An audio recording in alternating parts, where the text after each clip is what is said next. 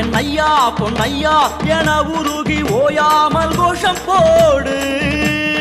ஐயா என் ஐயா பொன்னையா என உருகி ஓயாமல் கோஷம் போடு. மனமாற கூறுங்கய்யா இது மலையேறும் நேரமையா. தலபாரம் இறங்கும் முன்னே நம்ம மனபாரம் இறங்குமையா.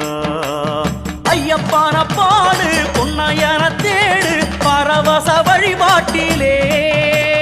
கட்டுங்கட்டி சபரி காட்டு வழியேறு குருசாமி துணையாகவே.